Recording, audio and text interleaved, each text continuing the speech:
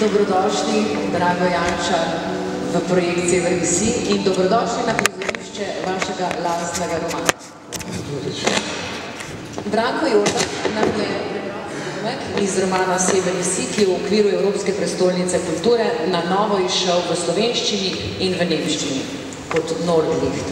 In prav zdaj smo, kot smo slišali v odlomku, na prizorišču romana v Alojzijevi cerkvi, ki jo pravzaprav vaš junak išče skozi celotno zgodbo, skozi cel roman. A je to tudi vaš osebni spomin, ne le otroški spomin vašega junaka? Ja, je moj osebni spomin. Ampak moram reči najprej, da tako nenavadnega literatnega večera še nisem literarno. Nikoli še nisem nastopil v cerkvi, še najmanj pred oltarom, nikoli nisem razmišljal, da bi ex-katedra oziroma izza oltarja ne moral, nikoli nisem do teh ambicij. Ampak zdaj se je to zgodilo. Vrnili ste me na prizorišče romana, v moj lastni roman. In v bistvu v vaš lastni spomin. In vrnili ste me v moj lastni spomin, v moje otroštvo. Stanoval sem sorazmerno revni mariborski družini na Datočem Tok, na Koroški cesti. Komaj se tega spomnim, ampak obstajala je neka družinska legenda, da sem jaz kot otrok tu nekje sedel teti, ali mislim v naročju, a tako je treba. In sem pokvaril mašo. Jaz sem navajen vse pokvariti, ampak to je bilo pozneje. Očitno se je začelo že s tem. Sem pokvaril mašo, s tem, da sem na ves glas smrta kričal, dajte mi tisto žogo. To je tista žoga. Modra zlata žoga. Modra žoga. To je resnični dogodek. Pa kje ste sedeli, se spomnite? Tega pa ne. Nekje po nekem medem spomine, niti ne vem, ker pozneje se je o tem govorilo in so mi pripovedovali, tako da ne vem, ali je to iz pripovedi, ali se tudi sam spomnim. To so včasih zgodili, tudi v literaturi se na ta način stvari dogajajo. Verjetno ste bili kar blizu, pravzaprav, da ste jo zagledali. To sem žal, ampak danes vidim, da sem hotel svet. Hoče svet. V tej žogi je videl svet. In ta žoga, pravzaprav tudi ta žoga, ki jo vidimo tukaj zgoraj, simbolizira svet.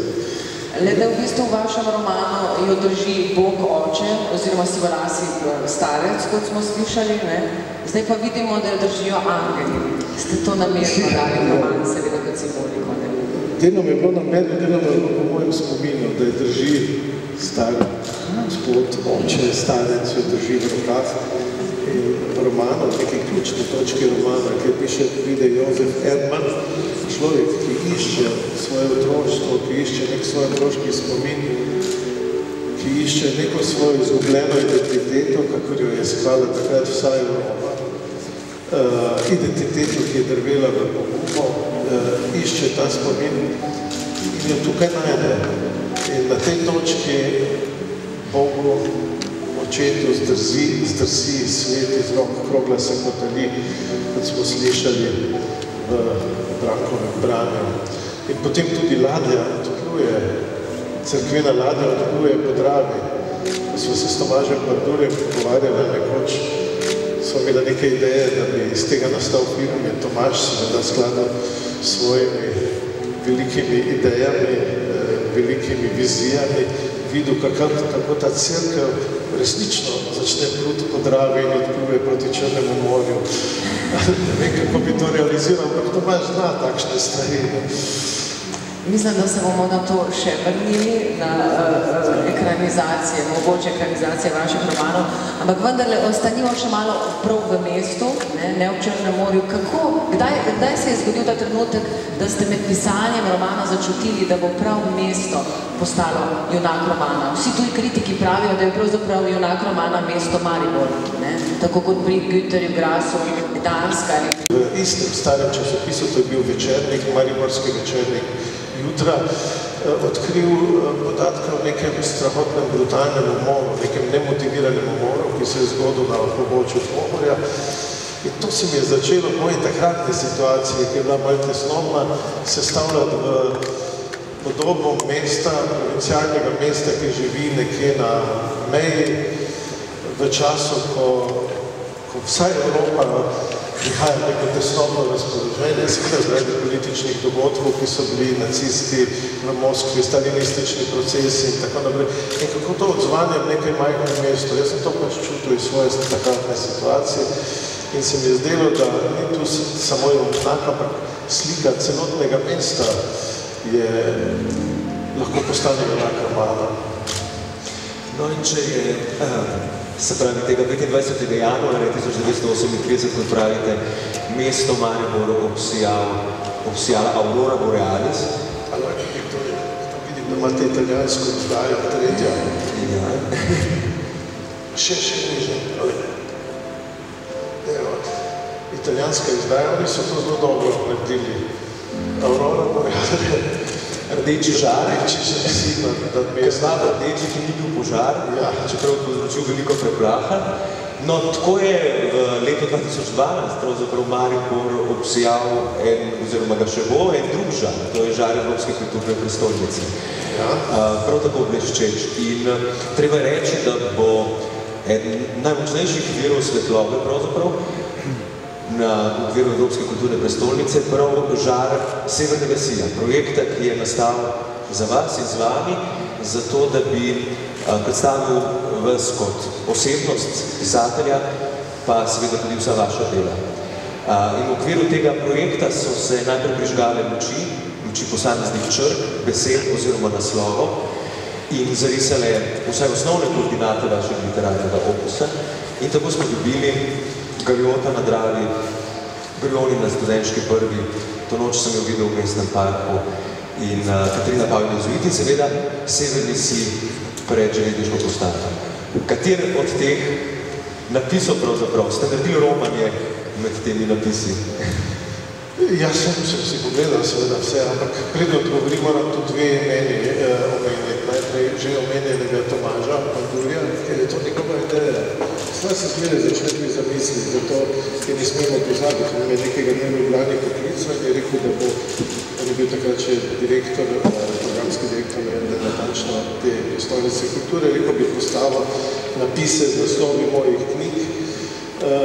Jih je tudi razporedil, to so njegove lokacije, bilo jih je 12, da jih je ostalo 6 in je imel neko zamisel, ki se mi je zdela razborljiva, da literarna govorica vstopi v nek urbani prostor, ki je tako nasejan z napisi, povsod piše, kot smo mitve že govorila, Bauhaus pa Europark, ne vem kaj, zdaj pa naenkrat dobimo imena, to noč se bi videlo, dobimo Galjota in tako naprej. Zato se mora vprašati, kaj da je to pomeni. To je ena od tistih funkcij literatura in vsake umetnosti.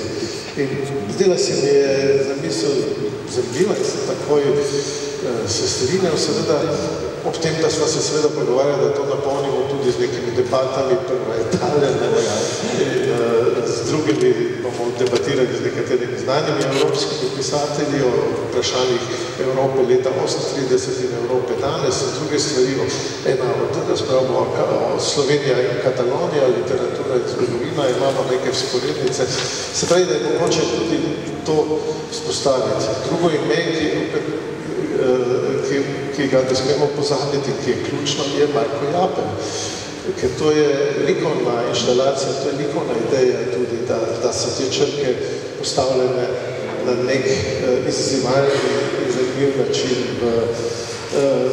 v neko urbano tkivo. To je Atelje Japelj, je izvedel, Marko je izpeljal te stvari, seveda v skladu s svojo likovno zapisnijo, mislim, da deluje. Nekako najbolj me je najprej sem videl Galjota, ki neko noč, tisti prvi večer, ko so prižgali luči, tako odsevajo te luči v vodi in se zadelo zelo zakonilo. Dan se to ne bo vidno, ker je Drava zavedela. Včasih v mojem otroštvu. Ja, pravzaprav je zares, ne? Prav mislim, to se mi je vrlo zdaj. Jaz nisem videl desetletja Drave zavedele in zdaj jo zopet vidim, ko pridem. Ja, nekaj sem prav, da pravzaprav ravno leta 85-84 je bila ena spet taka mrzla zima. Mislim, da imamo okoliščine zelo podobne. Ja. Nismo na 35 stopinjah. Ja. Recimo, to noč sem jo videl tam na vstopu v mestni park, sem ti tudi neko Omogoča pa prav prostor za mogoče za zmenke. Absolutno, tam bo marsikdo prišel do kakega svojega ljubezenskega čustvenega spomina, ko bi to zagledal. No, omenili ste skratka, da je poleg teh napisov, tega literarnega zemljevida, črke vstopajo v prostor, pomemben del pravzaprav projekta Severni sij tudi ta debatni del, kjer se srečujete s bralci, pa tudi seveda s svojimi gosti, kjer boste spregovorili o teh temah. In prvi je nocojšnji, ki pa je pravzaprav za vami je že dolg in naporen dan, ne? Se pravi, danes smo priča po natisu Severnega sija, prvemu, ne, od izvirnega, ki ga imam, četrta izdaja. In potem, in seveda nemškega ponovnega natisa, ne? Ja, z tega ste brali odlomaj, dobro ste ga prebrali, moram reči, je nekaj nemško govorečih ljudi tukaj, ne vem, bojo oni prisotni, po mojem občutku dobro. In jaz mislim, da smo prav, da je prav, da ste prebrali to v nemščini tudi. Maribor je imel to nemško navzočnost v mesto in ta nesrečna nemška manjšina, ki nastopa v romanu, je bila takrat še, bi rekel, kulturno zelo razgibana in tako naprej, ampak se je po logiki takratnega časa nagibala v neko, pozneje se je izkazalo zelo nevarno smer, rešitev je videla v pogledu proti Nemčiji, proti Hitlerju, proti nacizmu, tega se je oklenila in doživela potem tudi na koncu tragično usodo. Ampak v romanu leta 1938 ravno to povzroča tisto tenzijo, ker imamo tu obe jezikovni skupini, etnični skupini, nekot so bili vsi Avstrijci za vse življenje normalno, ampak takrat pa to postane vir hudega nasprotja. Potem imamo v Mariboru socialne napetosti, takrat, tam se znova pojavljajo socialne napetosti, imamo ljudi, ki igrajo tenis, hodijo na plese, jadranski plesi so bili neki zelo znameniti, v romanu se pišejo njih tudi džezovski večeri in tako naprej. Hkrati pa imamo, socialno deprivilegirane sloje, nesposelne, imamo lent tukaj od spodaj, ki se pa zbira že tisto podpodje od Dostojevskega in kamor moj junak mojega romana zabrede skupaj z alkoholom in svojo nesrečno ljubezni. Malo preveč govorim za cerkev, ne? Ravno nasprotno. A ste vi tujec v tem mestu? Tako kot vaš junak? Ja, to je pa težko vprašanje, zanimivo vprašanje. Pravzaprav je človek, ki piše take reči, kot sem jaz na nek način tujec povsod in nekaj tudi povsod doma.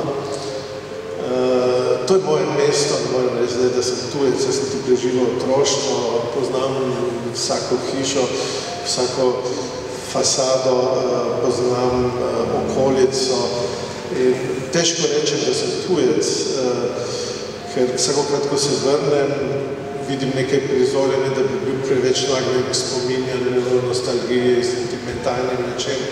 Ampak tu se mi večina važnih stvari v življenju zgodila, v otroštvu se človek vstopi v življenje, v mladosti se formira, jaz sem se tu formiral, tudi intelektualno deloma, ker sem se formiral v skupini nekih mlajših avtorjev, takrat tako imenovane Peterice, ki jo je takratna oblast na žalost potem razgnala. In mi smo ogromno debatirali o literaturi, o svetu, o politiki, o življenju, o erotiki, o vseh mogočih stvarih. To vam zavidamo, da takih skupin več ni? Tega ni več dosti, ne? Ampak hočem reči, v tem smislu sem tu doma in to te zaznamuje, to nosiš sabo in tega ni mogoče izbrisati. Tujec sem pa svoje posod, ker posod vstopam hkrati z neko bližino in z distanco. Ampak če pogledamo ta citat iz Severnega sija, skratka take smo ga slišali, vse je bilo tu in vse je bilo popolnoma drugače, resničnost od spomina.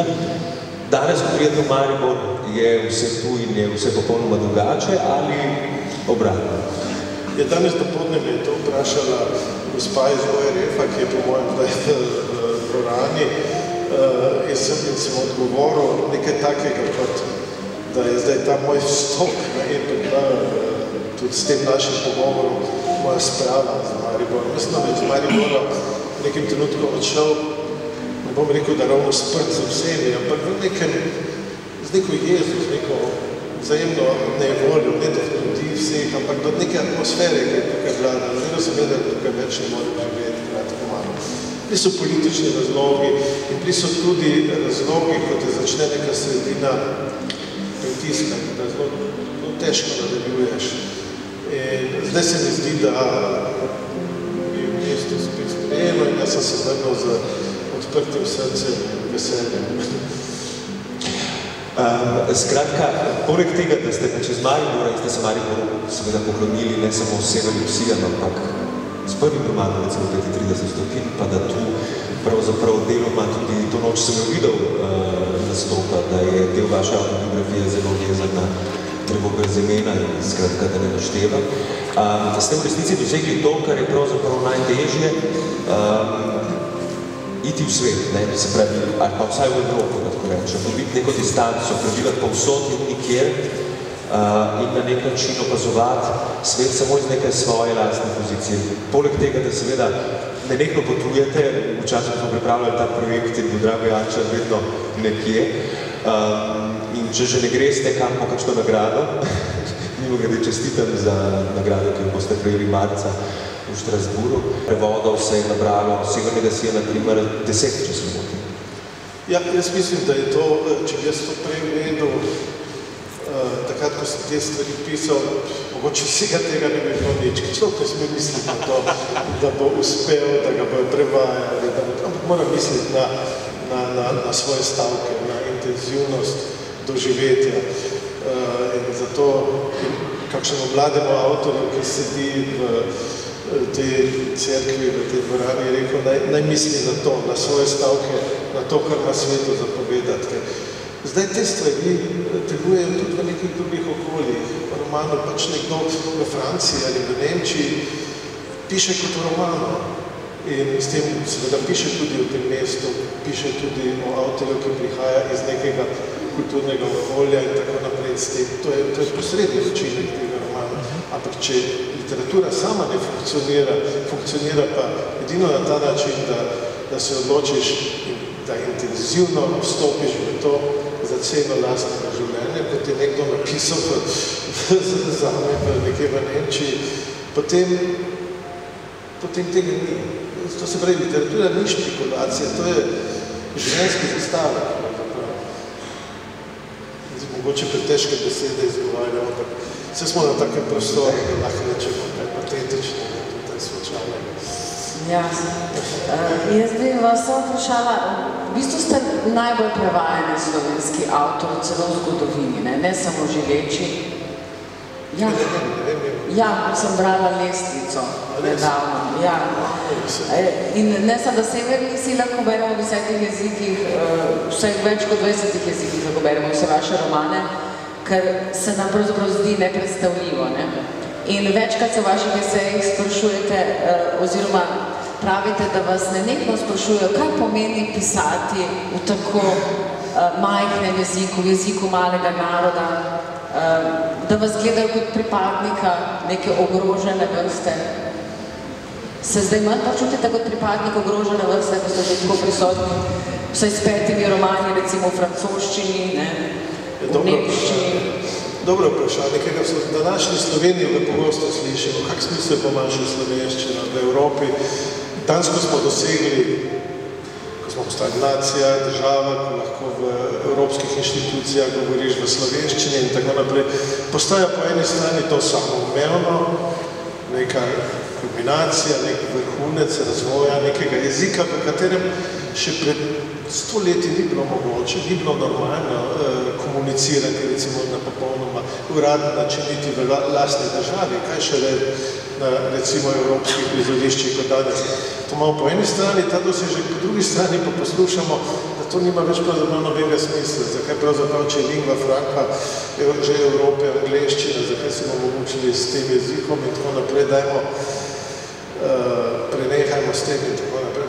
Meni se zdi to nekaj absurdnega in neverjetnega, ker je v jeziku je naložen človekov spomin način mišljenja. Mislim, to je nekaj takega kot živ organizem.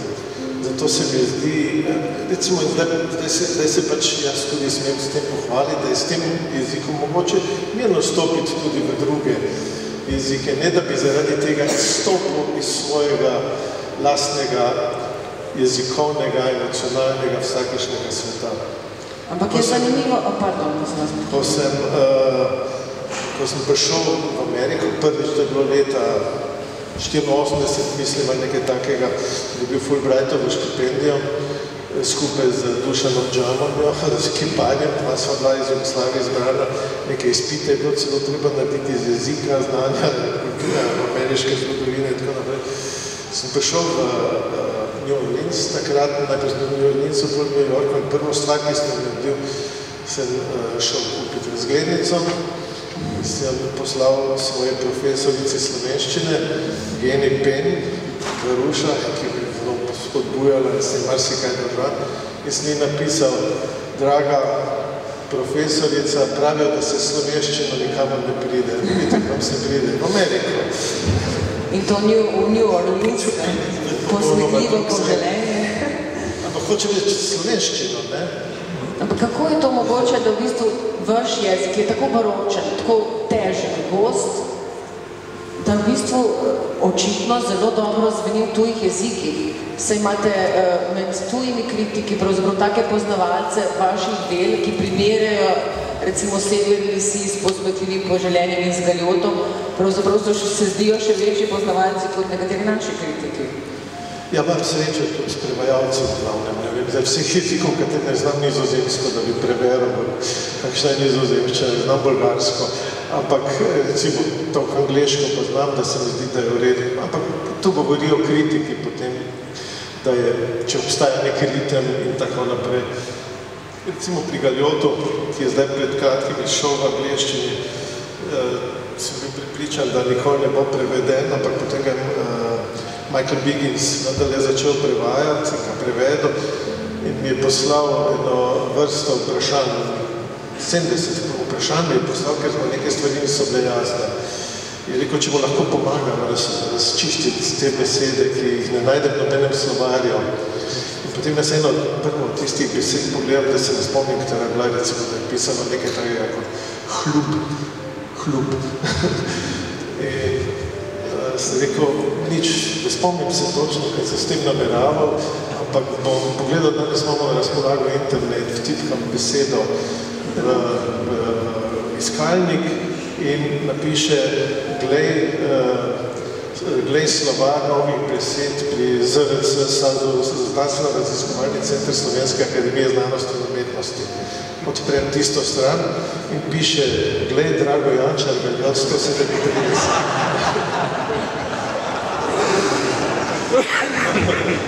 Stvar ni šla nikamor naprej in sem jaz napisal, dragi Michael, veš kaj, ko sem jaz pisal ta roman, sem bil mlad in domišljal avtor, zmišljeval sem si nove besede in tako naprej. Vem, da bo še imel težave, ampak poskušam, ampak potem sva skupaj razrešila iz konteksta in išel je zelo dober prevod na koncu. Ne vem, kaj je on naredil s temi besedami v angleščini. Katera beseda najlepše zveni v slovenščini? To ste že večkrat rekli, pa vendar. Nisem nikoli, sem rekel, za kakšno besedo sem. Ja, rekli ste, da take nima noben drug jezik. Ampak če to besedo, ja, ampak to vsakdo reče, to je malo ironično. A je to bilo ironično?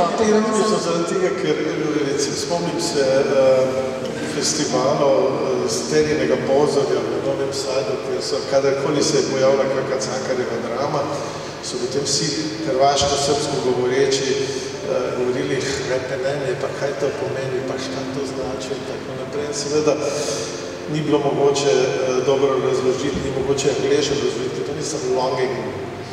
Angleži imajo vsaj 7 izrazov za to. Sensu ti nekaj drugega v nemščini, hrepenenje je nekaj drugega. Malo več takih besed, recimo tu sedi v prvi vrsti Ludwig Hartinger. Tolmun, a je res? Prijatelj, ki je iz ki je odkril slovenščino preko besede Tolmun, pravi, da je v nemščini popolnoma nerazložljiva in lahko kdo vpraša po tem večeru, bo lahko 1 uro govoril samo o besedi Tolmun ali pa druge besedi obronek, recimo. Te besede pred tihotapimi, vemo, da imate to znamenito metaforo tihotapica besed. So to besede pravzaprav, gre samo za pomen, za zven ali gre pravzaprav tudi za zgodbo? Vi ste vendar graditelj novih svetov. Ja, gre za oboje. Vi ste igralec in veste, da je beseda več kot samo tisto, kar se izgovori, več kot njenega pomena, da ima včasih svojo telesno dimenzijo, da je odvisna od konteksta, od osebe, s katero se pogovarjaš, pojma, o katerem razmišljaš. Beseda je veliko več od tega, kar prinaša s prvim svojim pomenom. To je za literaturo neskončno pomembno. Beseda je zmeraj več pomenska, ne nosi samo enega pomena. Ampak na začetku zavedno se pravi sedite pred praznim list papirja, oziroma prazni računalnik. V tem primeru, nekaj sem prebral, kako ste v 80-ih prišli iz pisalnega stroja na računalnik, dobro, to je tehnika. Ampak hočem reči, ustvarjanje sveta iz nepoznanega, neznanega sveta, pa čeprav se neke motivi, teme ali spomini pravzaprav v vas čas rojevajo ali pa ponavljajo, je veliko delo in zato je potreben verjetno nek poseben pristop, da tako rečem. Kakšen je vaš pristop v spopadu z belino papirja? Ja, ker smo v cerkvi, je treba reči, na začetku je bila beseda. Na začetku je za pisatelja prazen papir in takoj zatem je beseda. Beseda in to je ustvarjanje sveta, seveda, da si ne domišljam, da smo mi stvarniki tega, ker to bi bilo idiotsko, kaj takega reči, ampak vsak pisatelj, da je treba to razumeti, zelo prenesenem pomenu, je stvarnik, ustvarja svoj majhen mikrosvet, ki ga postavlja v vseh dimenzijah, postavlja ga preko besede. In jaz se natančno spominjam neponovljivega, krasnega zvoka pisalnega stroja, ki je robotal po valju in je puščal za sabo črne mravljice, črk, ki so se sestavljale, besede vstavke, zgodbe in tako naprej. Tega zdaj ni več, čeprav nekaj tega še gomazi, ampak tistega zvoka ni več, zaradi katerega so mi včasih potem sosedje zmedlo dobri. Se pravi, veliko hitro pišete? Ne zmeraj čist hitro, veliko pa piše, mogoče preveč. Ampak skratka, ko v svojem pisanju omenjate pač tudi nujnost in potrebo po samoti. Predstavljam si, da ko se vodite, oziroma ste se letili recimo Severnega Mesija, da ne omenjam še romanov, ki grejo dlje, zgodovino Katarino Pavla in Galjota, da pravzaprav za ta predstavni svet, ki ga tako plastično in suvereno pišete, da ga si ga predstavljamo ne samo pri besedah, ampak pravzaprav z očmi, s pogledom, da pred to samoto obstaja tudi eno enormno delo, kako pravzaprav pridete. Obstaja vse, brez življenja v družbi, brez človeških stikov, seveda je skoraj nemogoče se predstavljati, da bi nekdo pisal po čisti samoti, tudi kaj čez njimi vzpostavljal ta razmerja. Ampak v samoti je edini pravi, vse zame, mogoče prostor, da se popolnoma posvetim pisanju. Vse drugo je oteževanje tega procesa. Zmeraj sem se čudil pisati mojim kolegom, prijateljem, nekateri so bili celo izvrstni pisatelji, ki so rekli, da sedejo, vsak dan napišejo 3 tipkane strani in to je izgleda in nastaja roman. Jaz tega ne znam, ne morem, lahko so nekaj načečkam in tako naprej, ampak takrat, ko pa sedem, takrat pa stvari, kar tečejo, ti smo gre hitro, kada sem popolnoma samo, to je treba, najprej mora biti vsaj 3 dni, po 3 dneh, prvi dan ne gre nič, drugi dan ne gre, tretji dan ugotovim, da ne znam pisati, četrti dan pa potem steče. Ampak nimate nekakšnih ritualov, to je ta ritual, to mučenje 3-dnevno in potem se zgodi roman. Ker vaš prijatelj Rudi Šeligo je rekel, da si je da je navdih dobival s tem, da je pisal vsako poglavje z druge barve s svinčnikom, ne? To je bilo še včasih. Vsi smo po svoje čudaki, vsaj nekaj svojega. Gombrowicz je rekel v nekem tekstu, ker svetuje mlademu avtorju, kaj naj stori, pravi, sedi in napiši prvih 40 strani. Pol boš pa videl, že da bi rad videl mladega avtorja danes, da bo napisal 40 strani, bo prej upupal nad literaturo. Ne? Skratka, jaz zbiram neke vtise, impresije, beležke, drobne in tako naprej, ki se sestavljajo neko zbirom. Od kje so te beležke? Kam jih zapisujete? Na prtičke, na robčke? Zdaj malo romantično, ne? Poskušamo to. Jaz vas moram spet vprašati to, kar vas vsi sprašujejo in vsaj jaz sem vas najmanj 6-krat ustvarjanje kot časovni stroj. Vem, da boste zdaj spet odgovorili, saj tudi Shakespeare, pozabljamo, da je tudi Shakespeare ni pisal o svojem času, ampak o preteklih časih. Pa vendar, kaj ta sila, ne, ki vas v bistvu vleče v druge čase in prostore, da skozi te čase in prostore lahko še bolj brutalno govorite neko resnico o sedanjosti. Je ta fascinacija s preteklostjo povezana tudi s tem, da ste bili, kot ste prej rekli, v službi kot arhivar, ne, in so vas tih dogodki iz preteklosti vam niso dali spati? No, jaz predvsem mislim, moram ponoviti za Česlava Miloša, da smo mi včasih več domišljali, če mislimo, da je ves svet samo danes. Navajeni smo tako misliti, da so tisto, kar je bilo v preteklosti, neki temni dani, svetovi in tako naprej. Česlav Miloš pravi, mi nismo nič drugega kot člen v verigi med preteklostjo in prihodnostjo. To bomo upravili v tem svojem življenju in nič več, in nič manj. Ampak, in tako so bili tudi ljudje pred 100 leti, 200 leti. Leto 38, v katerem se dogaja severni svet, to ni neki daljni zgodovinski čas. In to je, zame je to embrionalni del mojega spomina, iz tega je nastalo vse, kar danes živimo. In nekoč so v Nemčiji na nekem literarnem večeru vprašali o predstavljanju romana Katarina Pavel Jezuit, nekaj podobnega. Zakaj pisati te zgodovinske stvari? Tako namenjadoma sem se domislil in sem rekel, pogledajte, 10 ljudi, ki sedi tukaj v prvi vrsti. Če se postavite v vrsto drug za drugim, če bi živeli drug za drugim, se prvi lahko spomni zadnjega 10. obraza. To je samo 10 ljudi v vrsti. In če pomislimo, da je vsakdo od teh 10 ljudi živo v povprečju, recimo, samo 50-60 let ni potrebno več, smo že pri Martinu Lutheru. Smo sredi 16. stoletja. In to je 10 ljudi do takrat. Če podaljšamo to verigo na 20 ali 30, smo v Judeji v času Jezusovega rojstva ali vstaje v Masadi, ali kaj nekaj. To se pravi v rimskem času nekje. In to ni nekaj... To nas torej še čaka, vaš? 20 ljudi, to ni neka nepredstavljiva razdalja. Ko sem bil tu na Pobreškem pokopališču, takrat, ko sem pisal to stvar na grobu svoje babice Katarine, tako je bilo ime, ko ni povezana s tem romanom, to je slučajno, sem zagledal tam letnico 1886, nekaj takega. Smo mislili za Božjo voljo, ko je bila ta mladenka stara 17 let, je to bilo leto 1900, prelom stoletja, globoko v Avstro-Ogrski, rojena je bila malo po pariški komuni. To so za nas vse nekaj nepredstavljivo daleč, ampak to je ženska, ki sem jaz poznal. Tršata, ukazovalna gospa Katarina Jančar, ki je živela tam nekje v 19. stoletju, jaz pa živim v 21. stoletju. Vse to niso take nepojemljive razdalje. To se pravi, to je mogoče. Tisti, kar smo se že pogovarjali, Margaretijev senar pravi, kakšna domišljavost današnjih ljudi, ki so sposobni poleteti v vesolje, vladati vesolje, ne vejo pa, da je mogoče z lastno voljo, z lastno voljo premagati razdalje med stoletji.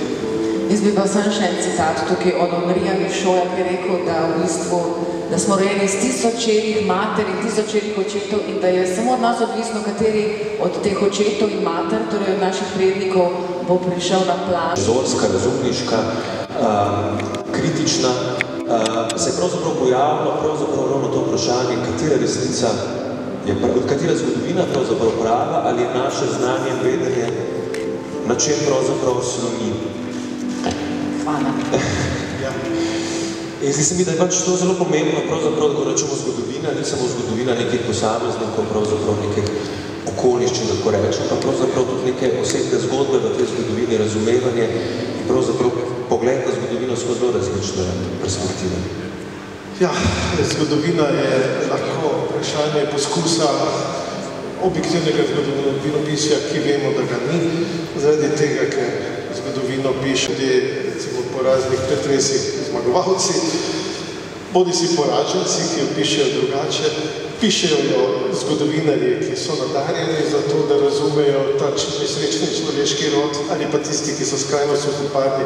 Skratka, iz čistega zgodovinopisa, ki ga sicer veliko berem in cenim dobre zgodovinarje, vendar ni mogoče razbrati, kaj se je dogajalo z človekom znotraj nekega časa. To lahko naredi samo literatura. Zgodovina nam lahko razloži, kdo je zmagal, kdo je izgubil, kdo je prevzel oblast, kdo je zaprl 70 ljudi, kdo jih je pobil 1000, kdo so bile te žrtve. Lahko nam tudi razloži način življenja, tako kot moderno zgodovinopisje zmeraj pogosteje piše. Ne more pa nam opisati tresljajev človeškega srca, ljubezni, dotikov, sovraštev, izdajstev in tako naprej. Vidimo nekaj po njihovih dejanjih, ampak neke notranje vzvode, globlje vzvode, o tem pa piše literatura.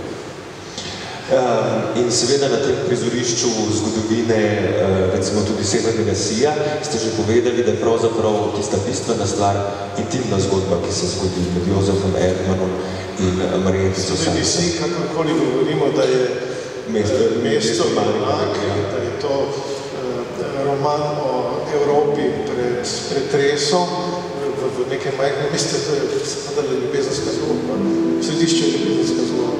Ampak to ni vsakdanja ljubezenska zgodba, če je konec recimo povezan z zločinom, pa je tudi začetek te ljubezenske zgodbe zelo nevsakdanje, pravzaprav, ne? Začetek ljubezenske zgodbe je nevsakdanje, ne? Vedno je tu nekdo tretji, vedno se nekaj vmeša. Te ljubezni, ki se dogajajo v vaših romanih, imajo oteževalne okoliščine pravzaprav, niso romantični. Bi rekel, ja, da bi se čisto. Ker naravno, zakaj so vse ljubezni tragične ali v trikotnikih ali nore, v vaših romanih pa očitno tudi sicer? A sem čisto vse. Ne vem, to je zdaj malo težko odgovoriti. Ker vas drugačne ne zanimajo? Ja, najbrž je to, ker napisati na vso opero, ki jih gledamo povsod, to bi bilo po mojem. Jaz mislim, da bi znal to, ampak to bi bilo dolgočasno. Bi znali? Mislim, da bi znal. Ampak prav na vprašanje ljubezni ste pa najkrajše odgovorili. Pa največ vrstic in besed in črt, ne, je šlo prav za to, za vaših romanov. Zanimivo. Ja, ne vem, vse so te zgodbe so opisane. Če bi govorili o kakšni konkretni, bi lahko govoril. Na splošno pa ljubezni ne znam govoriti, zaradi tega, ker če rečem na splošno treba ljubezni, je to prazen pojem. Razen, če se pridiga, recimo z tega prostora v ljubezni nasploh, ljubite se in tako naprej. To je v redu, okej, ampak to je splošna stvar. Jaz govorim o konkretnih stvarih, jaz govorim, kako sta se ta in ta vstopila v neko razmerje in potem se je zgodilo to in to. To je literatura. Jaz ne znam govoriti, kaj je ljubezen, kaj bi naj bila, kakšna bi naj bila. Ne, pa se nismo niti to spraševala, ne? Ampak vidim, da vam je vse način, če bi vas spet vprašala to, ker je druga tema mogoče vaših romanov, ne? Zlo, ne, ki se zgodi v človeku, ne, v ekstremnih okoliščinah. To vaše prav genialno popisovanje prizorov mučenja, sploh inkvizicijskih prizorov mučenja v Galjotu, pa da ne govorimo o zadnjem romanu, to noč sem jo videl, ne, umor. te Veronike. Pravzaprav v vseh vaših romanih greste zelo globoko v zelo človeku. Ste prišli že do tega, zakaj? Kaj se zgodi pravzaprav v človeku, da gre lahko popolnoma v drugo skrajnost, v svojo senco? Ja, torej, živimo hvala Bogu, že v 21. stoletju, ampak v 20. stoletju. 20. stoletje je bilo zaznamovano z nasiljem, z prestopanjem vseh mogočih človeških meja, prestopanjem meja dostojanstva, kaj bi rekel, neke duhovne integritete, indignitete in tudi prestopanje fizičnih meja. Človek je stopil zopr drugega človeka s fizičnim nasiljem. Najprej smo imeli čisto začetku stoletja revolucije, prvo svetovno vojno in tako naprej. Potem smo imeli kataklizmo druge svetovne vojne in tudi vmes neprestano stvari v Evropi, v civilizirani Evropi, v Evropi neverjetnega tehnološkega napredka, udobnega življenja, vse bolj udobnega življenja. V celem 20. stoletju se vrstijo izumi, ki nam življenje delajo lažje. Zvonko Simčič se spominja, kako je bil Maribor moderno mesto v 30 letih, da so vozili avtobusi, da so imeli neke avtomate za kavo že in tako naprej. Ampak hkrati so se v tem istem mestu že takrat in pozneje dogajali strahovne stvari. In po drugi svetovni vojni, ko je prišlo končno do nekega občutka, da je konec tega zla, se je začelo novo zlo. So se tu po obronkih mesta odprle jame, v kateri so končali tudi pripadniki nemške manjšine, recimo, mnogi Slovenci in tako naprej. Skratka, tega nekako ni hotelo biti konec. Tudi v drugi polovici 20. stoletja, ko tega več ni bilo v Evropi toliko, se je stvar prenesla drugot, so nam žive slike iz televizijskih ekranov neprestano prenašale nasilje in zlo. Kako naj se recimo, da sem bil mlad in občutljiv avtor, kako se naj temu izognil? Poleg tega sem tudi v osebnem življenju nekaj teh stvari videl. To se počasi nasedi v človeka kot... Tu sta zdaj dve možnosti, da postane del tega, da sodeluje v tem, kot se je pokazalo. Recimo, jaz sem poznal ljudi, ki so se to pletli v zadnji balkanski vojni, v jugoslovanski vojni, bil sem do Sarajeva takrat. Jaz sem bil prepričan, da konec stoletja ni več mogoče, da bi se kaj takega zgodilo. Pa se je, in to v naši soseščini. To se pravi, da tu nekaj je, kar je zelo hudo.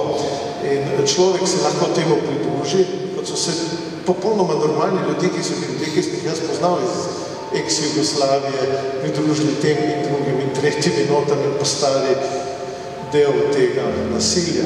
Ali pa to poskuša na nek način reflektirati, odreagirati. In jaz sem to poskušal v svojih romanih. To se pravi, jaz ne pišem tega zato, ker bi me stvar veselila, ker bi jaz statistično in mazohistično opisoval te hude prizore, ampak zato, ker sem bil prizadet. Ker je to neka oblika protesta zoper to, ne protesta, ampak poskusa razjasnitve ali pa tudi vsako branje mora biti neka katarza, nek pretresa pravca in opozorilo na to, kako živimo in kaj se nam dogaja. In da to ni prazna stvar, kar se dogaja, da se nam to vsak hip tudi nam zgodi. Rekli ste, da ste se odločili drugače, a mislite, da gre za odločitev čisto pri vseh, ali je to stvar impulza, da na bolečino in rano odreagiraš z bolečino? Verjetno ste tudi skozi svoje pisanje in poglabljanje v te človeške usode, ki so bile postavljene na rob, prišli do nekih spoznanj. Verjetno, ja. Ne vem, ampak ko si sredi pisanja, ko si sredi ustvarjalnega procesa, nehaš moralizirati, se spraševati, zdaj pa moram to popisati zaradi tega, da bojo ljudje to razumeli, da tega ne bojo počeli. Prej sem to govoril generalno, ampak ko si sredi nekega prizora, si van potegniti, ti si del teh ljudi, o katerih pišeš. Ko sem jaz pisal v drami Veliki briljanti valček, ko sem prišel do neke nore zamisli, da bojo tistemu človeku res odrezali nogo. Čeprav mi je bilo jasno, da bojo samo odro in da nihče ne bo verjel, da so mu res odrezali nogo. da je to čisto odrska iluzija. Ampak jaz sem se ob 2 zjutraj začel skakati iz postelje, nisem mogel več spati. Zaradi tega prizora, ki sem ga napisal in sem ga šel sčrtati, ampak sem ga potem vrnil v dramo. To se pravi, ko si sredi tega, je vse iluzija in je vse hkrati zares. Ampak obstaja pa še ena pot in mislim, da jo zelo dobro uporabljate, to je pravzaprav neke vrste duhovitost, vedrost, ironija. To so pravzaprav stvari, o katerih se redko pogovarjamo, oziroma recimo se pogovarjate v intervjujih, ker so vedno na prvem mestu težka vprašanja o usodi posameznika in tako dalje, ampak zdi se mi pa res bistven element vašega pisanja, neverjetno občutek za humor. Zdaj še enkrat, ko sem prebiral recimo Severni misij, če se spomnim samo tega odličnega popisa, koliko tujcev je v mestu in kako je tale dirigent pravzaprav zapustil mesto takoj, ker je žalil njegov estetski občutek pravzaprav. Skratka, vedno premorete neko dobro mero humorja. Je to genski, je to sociološki pojem, se je v Mariboru? Branko, hvala za vprašanje. To je pomembno. Tega, ker imajo včasih, mogoče sem za nekoliko temačnega avtorja, nekaj takega. Ampak jaz mislim, da so tudi moji temačni prizori z neko distanco napisan. Distanco mogoče ne, ampak z nekim temnim humorjem, kaj bi rekel. Skoraj vsak stavek, tudi kadar govorimo o zelo težkih zadevah. Recimo, v Galjotu junak pride popolnoma do konca, zboli za kolero, za kugo, bolezen zajame ogromno količino ljudi. On pride v neko krčmo, ker pride iz karantene, leže na neko slamo in ker ve, da bi se lahko na nek način ozdravil z ljudskimi zdravili, je česen, pije žganje, neka zelišča in tako naprej, veliko žganja popije in obleži tam na koncu. Potem pridejo kapucini so takrat kužne bolnike odnašali iz raznih prostorov in eno od kapucini so take kljuni, to so jim rekli kljunači. Pride tak kljunač, zatakne za hlačnico, kavelj za hlačnico in ga vleče ven.